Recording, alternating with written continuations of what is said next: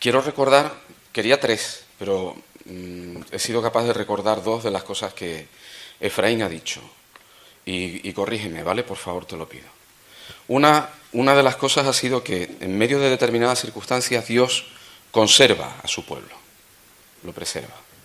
La segunda era acerca del ardor que producía dentro del corazón, dentro del alma, la palabra de Dios, ¿no? Tu palabra me quema, tu palabra me hace que yo tenga que hacer algo, me provoca, me produce algo. Y había una tercera cosa, pero se me ha ido. La carta de Judas tiene varios paralelos, ¿no?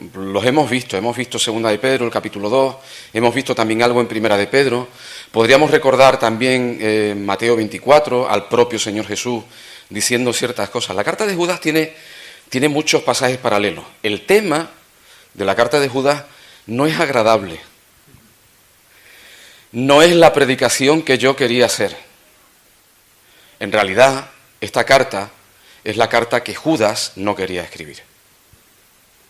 Él hubiera querido escribir otra carta distinta. Vamos a contestar un par de preguntillas, ¿vale? De las preguntas normales cuando uno hace un comentario de texto. ¿Quién escribe la carta? En el título, por lo menos de mi Biblia, la Biblia que yo tengo aquí delante, dice la epístola universal de San Judas Apóstol. Y ya empezamos a tener desacuerdo. Ya empezamos a estar en poco desacuerdo. Pero no estamos aquí para tratar esas nimiedades. Lo que queremos saber es lo que Dios quiere decir. La presentación que hace quien escribe la carta, ¿vale? Él dice, Judas o Judá, siervo de Jesucristo, hermano de Jacobo. Y hay dos cosas. Lo primero que dice de sí mismo, aparte de su nombre, es en qué posición está él. Soy siervo de Jesucristo. La palabra literal es esclavo. Dicho de otra manera, mi voluntad no es mía, yo no tengo, mis deseos no son quienes me gobiernan la voluntad, los deseos de mi Señor Jesucristo. Él es quien me manda, es a Él a quien yo sirvo. Él es el dueño de toda mi vida. Y por si acaso, y así lo voy a interpretar yo y se los voy a dejar ahí, y por si acaso hubiese alguna duda, dice hermano de Jacobo, para que por un lado él confiesa cuál es su posición delante de Jesucristo, pero por otra parte sea identificable para aquellos quienes van a leer la carta. Dicho de otra forma, que quienes van a leer la carta conozcan cuál es el testimonio de la persona que está escribiendo. ¿Cuál es la vida de la persona que está escribiendo? Una cosa es mi posición, otra cosa es lo que yo estoy viviendo. Y para que haya autoridad en la carta que voy a escribir, viene a decir algo así Judas, sepan ustedes que esta es mi posición y si quieren conocer mi vida, soy hermano de Jacobo.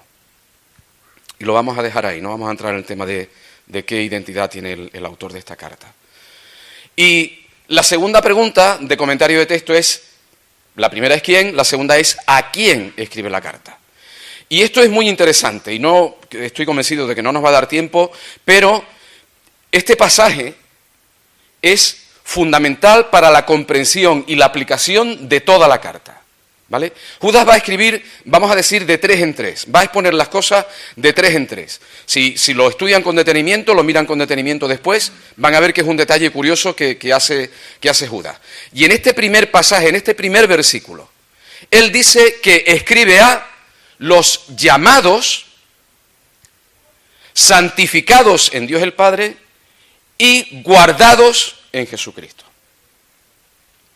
Llamados, santificados y guardados. Santificados en Dios el Padre y guardados en Jesucristo. Y es lo primero que estaba recordando cuando escuchaba a Efraín antes. En medio de cualquier circunstancia, conservados en la voluntad, en la mano del Señor. Y la salutación que hace en el versículo 2 es muy normal, aunque, como decía, en otros pasajes, en otras cartas, podemos ver cómo se empieza con gracia y paz, que es un saludo, es el estilo formal al escribir la carta. Judas dice, misericordia y paz y amor os sean multiplicadas. Os sean multiplicadas. El centro de esta carta es el Evangelio del Señor Jesucristo. Su señorío, la voluntad del Padre, y aunque sea adelantar un poco, hacer un poco de spoiler, este primer versículo tiene todo, claro, es una misma carta, pero este primer versículo tiene su paralelismo con la doxología final. Tiene su paralelismo con la doxología final. A lo largo de la carta también. Centrados, pues, en el Evangelio del Señor Jesucristo. Versículo 3. Amados, por la gran solicitud que tenía de escribiros acerca de nuestra común salvación, esto es de lo que Judas quería hablar. Yo tenía muchas ganas, comparto su visión, a mí me hubiera gustado mucho hablar de otras cosas, yo tenía muchas ganas de hablar de lo que es la salvación, de lo que es el plan de salvación, de lo que significa la salvación en la vida individual y en la vida común de las personas, en cómo afecta a nuestro alrededor, a nosotros personalmente y a quienes nos rodean. Yo quería hablar de la salvación, pero me ha sido necesario escribiros exhortándoos que contendáis ardientemente por la fe que ha sido una vez dada a los santos, que arda en vosotros la palabra del Señor y haga que contendáis ardientemente, que luchemos eficazmente. Miren, nosotros, y creo que es algo que en esta carta se va a decir, pero creo que es algo que, y lo digo personalmente, es algo que nos cuesta a veces aceptar. Nosotros reconocemos el señorío del Señor Jesucristo en nuestras vidas, pero ¿somos nosotros capaces de obedecer al Señor? ¿Somos nosotros capaces de hacer lo que el Señor quiere? ¿Está en nosotros la capacidad de, por mucho que nos esforcemos, de obedecer al Señor en todo eso que nos pide? Judas dice: os exhorto a que contendáis ardientemente por la fe que ha sido una vez dada a los santos. Nosotros no podemos cumplir lo que Dios pide de nosotros, pero sí podemos, como hemos cantado, decidir seguir a Cristo. Sí podemos poner nuestra intención en quiero obedecer al Señor Jesucristo. Quiero ser lo que Él quiere que sea, quiero hacer lo que Él quiere que haga. Yo no puedo hacerlo. Señor, ayúdame. Señor, ayúdame. Quiero hacer lo que tú quieres que haga. Contender ardientemente. Quiero poner mi voluntad, mi deseo, mi intención. Quiero poner mi pensamiento en lo que tú quieres que haga. En eso me quiero centrar. Judas les dice: céntrense en eso. En el Evangelio de Jesucristo tal y como Él lo ha dado. Contiendan, manténganse, luchen, persistan, perseveren, concéntrense en eso, solamente en eso. En el Evangelio del Señor Jesucristo. Dice la fe que ha sido una vez dada a los santos. Una vez dada a los santos. Y nos vamos a ir un momentito a Primera de Timoteo, el capítulo 4, pero si alguien lo quiere ir buscando, por favor, y me haría un gran favor. Pero antes de ir a eso, antes de definir cuál es la fe que nos ha sido dada, lo importante, lo que está diciendo Judas es que no hay otra fe. No hay variaciones en esta fe. No hay parchecitos, no hay adornitos. Hay una sola fe. Hay una verdad en un mundo que es tan relativo. En un mundo en donde lo que se siente es lo que manda. Yo siento que, a mí me parece que, en un mundo en donde todo está relativizado, cada uno tiene su propia verdad. Judas dice que nosotros tenemos que contender ardientemente por la fe que ha sido una vez, la única verdad, la única fe valiosa. Primera de Corintios, el capítulo 4, el versículo 1, ¿qué dice, por favor? Eso, Primera de Timoteo, sí, perdón.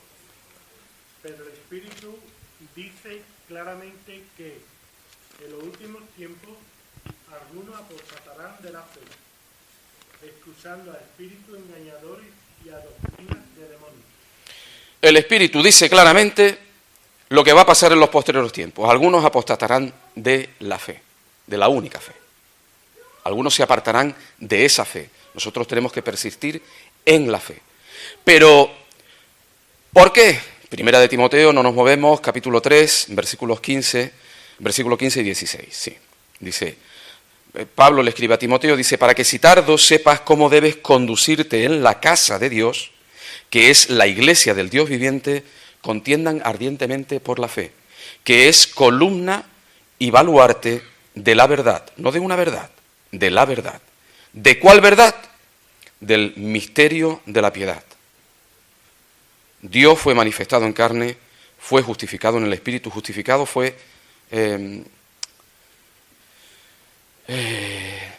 reconocido, confirmado, su labor fue confirmada, no me sale la palabra. Justificado en el Espíritu, visto de los ángeles, predicado a los gentiles, a las naciones, creído en el mundo, recibido arriba en gloria. La obra de la salvación es de Dios. Él es el que ha hecho la única obra de salvación. Él es el autor y consumador de la única fe que hay, de nuestra fe. Así que Judas lo que está diciendo, lo que viene a decir es, miren, esta es la carta que yo no quería escribir, yo quería haber escrito otra cosa, pero la realidad es esta. Versículo 4, que algunos hombres han entrado encubiertamente, los que desde antes habían sido destinados para esta condenación. El primer detalle, hombres que han entrado, no están fuera. Los anticristos no están fuera. Los anticristos, los falsos maestros, han entrado. Están dentro. No lo han hecho de una forma, aquí vengo yo a cambiarlo todo, sino encubiertamente. Y voy a poner un primer ejemplo. Utilizando la palabra de Dios, utilizando textos bíblicos, ¿vale? Y utilizando argumentos bíblicos, vivimos durante unos años el apogeo de lo que se llama la teología de la prosperidad, ¿vale? Dios quiere bendecirnos con riqueza. Si eres pobre, si no tienes riqueza, es que Dios no te está bendiciendo, algo habrás hecho mal, algo estarás haciendo mal. Y hay textos que yo puedo defender ese argumento con textos bíblicos. Y hay gente que lo ha hecho. Y han engañado a muchos. Y han trastornado a muchos. Y han confundido a muchos.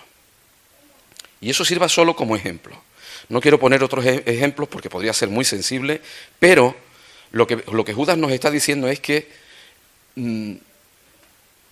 nosotros nos sometemos a Dios, nuestra intención es obedecer a Dios y solamente a Dios. Y que cuidado, como estaba diciendo antes sobre Jeremías, Efraín, cuidado con tergiversar las cosas que Dios dice. Cuidado con obviar detalles que Dios dice y cuidado con añadir cosas que Dios no dice. Algunos hombres, dice, han entrado, los que desde antes habían sido destinados para esta condenación. Los define, porque si han entrado encubiertamente, Judas no quiere que permanezcan encubiertos, ¿vale? Judas escribe su carta para descubrir, para revelar, para que sea evidente, para que conozcamos cuáles son las actitudes que Dios no quiere en su iglesia, que es columna y baluarte de la verdad. Dios no quiere hombres impíos. Los define, esos hombres impíos son hombres injustos, lo contrario. Hombres que no aman a Dios, hombres que no obedecen a Dios. Dice que convierten en libertinaje la gracia, es decir, puedo hacer lo que sea porque Dios es misericordioso y su gracia es infinita y eterna. Así que cualquier cosa que yo haga está justificada porque Dios me lo va a perdonar. No pasa nada, no pasa nada. Son hombres impíos que convierten en libertinaje la gracia de nuestro Dios y niegan a Dios el único soberano y a nuestro Señor Jesucristo. Niegan a Dios el único soberano y a nuestro Señor Jesucristo. Si alguien me dice que cualquier religión lleva a Dios, tengo que decir que no. Si alguien me dice que cualquier fe o que con el simple hecho de tener fe, eso me lleva a Dios, yo tengo que decir que no. El único que puede salvar es Jesucristo. Y Dios sabrá cómo tiene que juzgar a cada uno. Porque la misericordia, la paz y el amor son suyas. La justicia también, como hemos escuchado. Y Dios sabe cómo tiene que tratar con cada uno. Pero nadie puede justificarse a sí mismo con cualquier cosa. El único camino, la única verdad, la única vida es Jesucristo. No hay más. Cualquiera que venga añadiendo o restando a esta palabra, a esta fe, a este evangelio, no merece nuestra confianza. No merece nuestra confianza. Versículo 5 en adelante, vamos a hacer un repaso muy rápido y sin poder detenernos en muchas cosas, pero considero que es muy interesante. Judas lo que hace aquí es una predicación con el Antiguo Testamento en la mano que yo diría que es magistral, ¿vale? Lo siento, a mí se me van los ejemplos de comida, como a Néstor, y lo que para mí es como un salmorejo bien espesito, ¿vale? Los ingredientes están muy, muy molidos, pero le dan mucha consistencia. Y Judas hace referencia a muchísimos pasajes desde Génesis, todo el Pentateuco, los profetas, Isaías, Proverbios. Empieza a ser aquí una serie de referencias que sostienen y respaldan lo que es la fe del creyente y las consecuencias de desobedecer a Dios y de ser un hombre impío dentro de la casa de Dios, conduciéndonos o conduciéndose como no debe conducirse un hombre que ama a Dios. Dice: quiero recordaros, ya que una vez lo habéis sabido, que el Señor, habiendo salvado al pueblo, sacándolo de Egipto, después destruyó a los que no creyeron. Verso 5 y versículo 17. Quiero recordaros, versículo 17, pero vosotros, amados, tened memoria.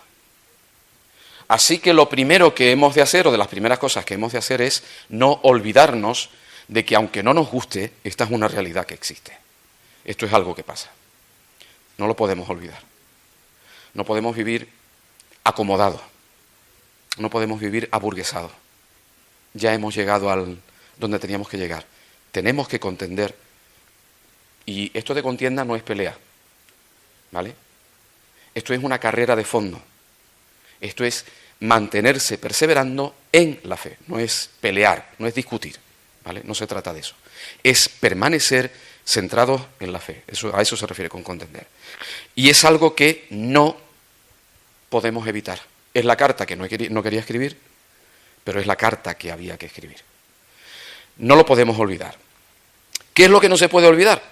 Lo primero que dice en este versículo 5, hablando sobre pasajes y sobre eventos del Antiguo Testamento, pues que Dios, habiendo salvado al pueblo, sacándolo de Egipto, después destruyó a los que no creyeron. Sí, Dios rescató al pueblo sacándolo de Egipto, pero hubo incrédulos que no vieron la tierra prometida. Y Dios no consiente ni tolera la incredulidad. El versículo 6 dice: los ángeles que no guardaron su dignidad, sino que abandonaron su propia morada, los ha guardado bajo oscuridad, en prisiones eternas para el juicio del gran día. El pueblo de Dios, los ángeles, dice que no guardaron su dignidad, y el versículo 7, como Sodoma y Gomorra y las ciudades vecinas, las cuales de la misma manera que aquellas, habiendo fornicado e ido en pos de vicios, de su propia sensualidad, de sus propios sentidos, yendo contra la naturaleza, fueron puestas, por ejemplo, sufriendo el castigo eterno. Bien, lo primero que dice es que nadie piense que estos hombres impíos, que no piensen que van a quedar sin castigo. Este comportamiento de esta vida tiene castigo. No lo olviden. Ser un impío y entrar en la casa de Dios encubiertamente para trastornar, eso, de parte de Dios, eso Dios no lo olvida. Eso conlleva castigo. Versículo 8. No obstante, de la misma manera también estos soñadores, porque hay quien cree que de verdad, que aun viviendo como la vida como le dé la gana, cree aún de verdad que Dios no va a ejercer su justicia porque Dios es bueno. Y eso es una ensoñación. Eso no es verdad. Eso no es cierto. De la misma manera, estos soñadores, dice, mancillan la carne, rechazan la autoridad y blasfeman de las potestades superiores. 3 cosillas. Dice, llamados, santificados y guardados. Mancillan la carne, siguen viviendo dentro de ese mundo, siguen viviendo dentro de esa vida, no han sido sacados, no han sido llamados fuera, no han escuchado ese llamamiento para salir fuera de esa vida. Dice, estos soñadores mancillan la carne, rechazan la autoridad. Dios, lo hemos cantado y lo hemos escuchado también. Dios, el soberano, el Dios soberano, bien, rechazan la autoridad, no la autoridad de los pastores, la autoridad de Dios. Y blasfeman de las potestades superiores. No solo no están guardados, sino que están completamente lejos de cualquier comprensión y cualquier límite. Dice que blasfeman de las potestades superiores como si supieran de lo que están hablando, ¿vale? Hay quien habla de los ángeles y de los demonios como si supiera de lo que está hablando. Dice, pero cuando el arcángel Miguel contendía con el diablo, disputando con él por el cuerpo de Moisés, no se atrevió a proferir juicio de maldición contra él, sino que dijo, el Señor te reprenda. Cuidado con luchar una pelea que no es nuestra. Cuidado con luchar una pelea que no es nuestra. Someteos pues a Dios, resistid y el diablo huirá. Pero yo no tengo que enfrentarme con el diablo. Yo tengo que someterme a Dios. Cuando yo estoy sometido a Dios, es Dios el que lucha por mí. Él es el que reprende. Y solo menciono que Judas ha hecho, él decía, del Antiguo Testamento, pero también coge algunos libros, algunos textos de ciertos pasajes que corresponden a la tradición judía, que muy posiblemente estos hombres estuvieran utilizando para enturbiar la fe, para enturbiar el Evangelio. Versículo 10. Estos blasfeman de cuantas cosas no conocen y en las que por naturaleza conocen se corrompen como animales racionales. Vamos a leerlo de corrido, ¿vale? Sin pararnos de mucho. Ay de ellos porque han seguido el camino de Caín, desobediencia, mi propia justificación. Y se lanzaron por lucro, por dinero, en el error de Balaam. Voy a profetizar lo que te parezca bien a cambio de un buen sueldo. Y perecieron, dice, en la contradicción de Coré. Se rebelaron contra Dios. Y eso produjo su muerte, su desaparición. Desobediencia, incredulidad, lucro, orgullo, soberbia, contradicción, rebelión, resistir a Dios cuando nos dice cosas que no nos gusta, que nos las pide.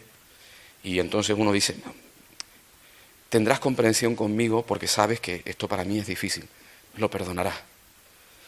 Hay que tener cuidado con eso. Ha hablado de mansillas y ahora en el versículo 2 de manchas y ahora en el versículo 12, dice, estos son manchas en vuestras comidas, en vuestras reuniones, en vuestros ágapes, que comiendo impúdicamente, sin vergüenza, sin recato, les da igual que si dicen alguna palabra, alguna cosa, algún gesto, alguna actitud, les da igual, impúdicamente con vosotros, esta expresión es bestial. Se apacientan a sí mismos. Ezequiel 24, Ezequiel 34. Se apacientan a sí mismos. Y también Efraín ha hablado sobre Jeremías con esto. Si el mandato del Señor Jesús a Pedro fue apacienta mis ovejas, estos hombres se apacientan a sí mismos, se satisfacen a sí mismos. Proverbio, nubes sin agua, llevadas de acá para allá por los vientos. Salmo, proverbio, el Salmo 1 y el Salmo 119 también. Y en Jeremías también. Árboles otoñales sin fruto, 2 veces muertos y desarraigados. Y esto es muy interesante, y aquí me quiero parar un segundo nada más. El Salmo 1 que dice, bienaventurado el varón que no anduvo en consejo de maldad, sino que en la ley de Dios está su delicia. Y será como árbol que está plantado junto a arroyos de agua viva, que da fruto a su tiempo y su hoja no cae. Estos son manchas, se apacientan a sí mismos, árboles otoñales, se les caen las hojas, sin fruto, 2 veces muertos y desarraigados, que no oyen ni obedecen, ni siguen, ni gustan de la palabra de Dios.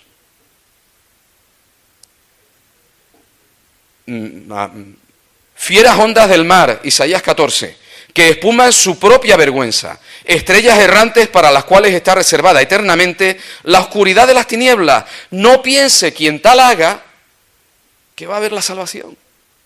No piense quien viva así que está en el camino correcto. No. Les espera, dice, está reservada eternamente la oscuridad de las tinieblas. De estos también profetizó Enoc, séptimo desde Adán, diciendo, he aquí vino el Señor con sus santas decenas de millares para hacer juicio contra todos y dejar convictos a todos los impíos de todas sus obras impías. Un pensamiento. No sé si, me imagino que habrá tiempo, y igual resulta que es algo engorroso y que igual lleva mucho tiempo. Señor Jesús dijo, no hay nada que esté oculto que no haya de ser manifiesto. Todas las obras impías van a ser juzgadas y puestas en evidencia. Ni una sola va a quedar escondida. Ni una sola va a pasar por debajo. Y el hecho de que mis obras impías sean reveladas significa que aparte del castigo que me espera por vivir impíamente, voy a pasar la vergüenza de que se descubra toda mi suciedad, toda mi miseria. Y no se va a quedar escondido. Dice, de estos también profetizó No, que el versículo 15 dice, para hacer juicio contra todos y dejar convictos a todos los impíos de todas sus obras impías que han hecho impíamente y de todas las cosas duras que los pecadores impíos han hablado contra él. Fíjense en la palabra que se repite. Dice, para aclarar, estos son murmuradores. ¿Hace falta que digamos lo que es murmurar? Estos son querellosos. Y creo que igual esto sí hace falta aclararlo un poco y les propongo el siguiente pensamiento. Estos son personas que no buscan edificación, lo que buscan es la discusión. Vamos a discutir de algo. Vamos a buscar un tema polémico y vamos a hablar sobre ese tema. Y vamos a ver si pillamos a alguien en un renuncio. Un tema de estos interesantes. Son querellosos. Andan buscando siempre la pajita en el hermano, siempre buscando la puntillita. Pero dice, andan según sus propios deseos, su propia sensualidad, su propio sentimiento, cuya boca habla cosas infladas, muy bonitas, muy bien dichas, pero vacías, no llenan. Adulando, diciendo eso que la gente quiere escuchar, a las personas, pero lo hacen con un fin, para aprovecharse, para beneficiarse, para tener un jet privado, para tener un cachet y hacer predicaciones por tanto, yo no voy si no me pagas tanto. Personas que viven así, para aprovecharse, por lucro. Pero vosotros, amados, esta carta, aparte de mucho contenido bíblico, es muy práctica. Y nos dice cosas muy prácticas. Pero vosotros, amados, lo primero, tened memoria de las palabras que fueron dichas por los apóstoles de nuestro Señor Jesucristo, los que os decían, en el postrer tiempo habrá burladores que andarán según sus malvados deseos. Segundo, para aclarar, estos son los que causan divisiones, son sensuales y no tienen al Espíritu. La tríada esa otra vez. Pero vosotros, amados, edificándoos sobre vuestra santísima fe. ¿Cuál es el centro y la base de nuestra edificación? Queremos ser árboles que crezcan, que den fruto y que su hoja permanezca. La palabra es lo único que puede edificar. La palabra de Dios debe ser nuestro centro, nuestra base y nuestro fundamento en el Señor Jesucristo. Muy interesante. Orando en el Espíritu Santo. Y me voy a meter en una pequeña polémica porque no hay por qué evitarla. ¿Esto se refiere a orar en lengua? Creo que no. Creo que no. Lo diría abiertamente. Lo diría abiertamente. ¿Qué es orar en el Espíritu Santo? ¿El Espíritu Santo qué es lo que hace? Fuerte que... ¿Perdón? Intercede. Más cosas. Hace muchísimo por nosotros. Hemos cantado una canción sobre el Espíritu Santo. Espíritu, ven, lléname, desbórdame, llena toda mi vida. Porque el poder del Espíritu, no estamos hablando de cosas de negro sobre blanco, estamos hablando de realidades sobrenaturales que se producen en la vida de una persona que se acerca al Señor Jesucristo, que le entrega su corazón, le pide perdón por sus pecados, le dice quiero cambiar de vida y el Espíritu Santo nos conduce a toda la verdad, nos ayuda y nos da poder para vivir la vida que le agrada a Dios, siendo santificados en Él. Siendo limpiados por su gracia, por su misericordia, Dios viene a habitar en nuestras vidas. ¿Porque lo merecemos? No. Porque es la obra de Dios que viene a restaurar, a transformar, viene a cambiar todo lo que conocíamos antes. No vivimos de una manera natural, una manera que nosotros podemos gobernar.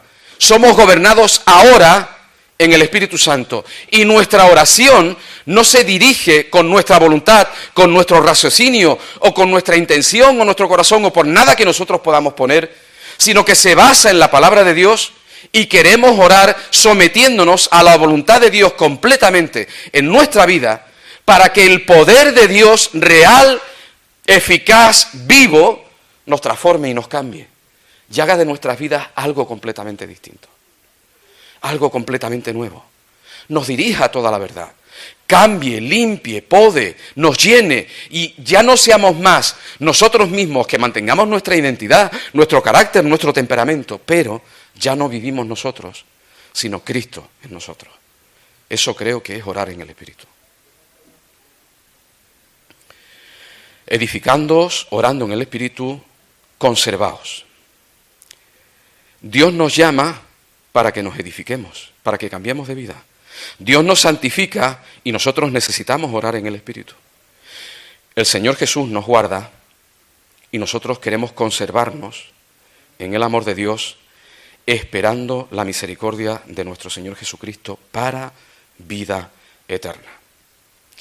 Bueno, someramente, a algunos que dudan, convencedlos. A otros salvad, arrebatándolos del fuego, y de otros tened misericordia con temor, aborreciendo aún la ropa contaminada por su carne. Si esto no es práctico, si esto no es algo que se haga, va a ser muy complicado encontrar algo tan claro. A unos que dudan, convencedlos. Y no se trata, vuelvo a insistir, de discutir, sino de hablar la verdad.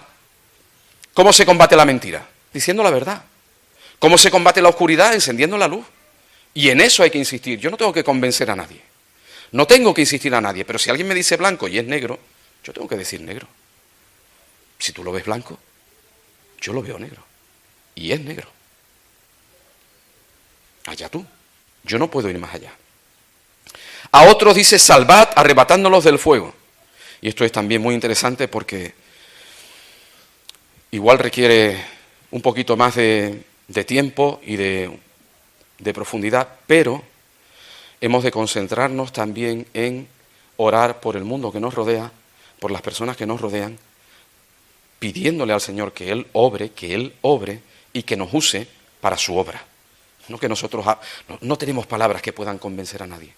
Que Él obre y que nos use para su gloria. Muchas veces Dios usa un buenos días. No usa otra cosa, una pequeña palabra, a veces una actitud, a veces un apretón de manos, a veces el detalle que nosotros no tenemos idea, pero eso lo hace Dios. Nosotros hemos de estar dispuestos a entregarnos, a salvar a algunos arrebatándolos del fuego. Pero dice algo también muy importante, dice, de otros tened misericordia, con temor, aborreciendo aún la carne contaminada, aún la ropa contaminada por su carne. De otros, mis queridos hermanos, hay que alejarse. A otros hay que evitarlos, como le dice Pablo a Tito. Hay que evitar lo que no edifica. Si la cosa es residente, hay que evitarlo. Hay que ir para otro lado. Si no me aporta, si no me edifica, si lo que me hace es tropezar, si lo que me hace es caer, me hace dudar, hay que evitarlo. Mi centro es la palabra de Dios. Y esa es la realidad. La doxología, ¿alguien la sabe de memoria? A aquel que es poderoso para guardaros sin caída. ¿Quién es el poderoso para que no caigamos? Aquel que es poderoso para presentaros sin mancha. ¿Quién es el poderoso para que no nos manchemos? ¿Y dónde nos va a presentar?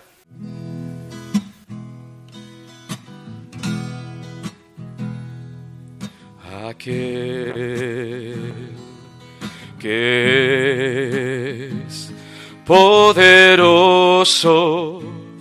para guardaros sin caída y presentaros sin mancha delante de su gloria con gran alegría al único y sabio Dios, nuestro Salvador. Sea gloria y majestad, imperio y potencia, ahora y por todos los siglos. Amén. Señor nos guarde y nos preserva. Allí nos vemos.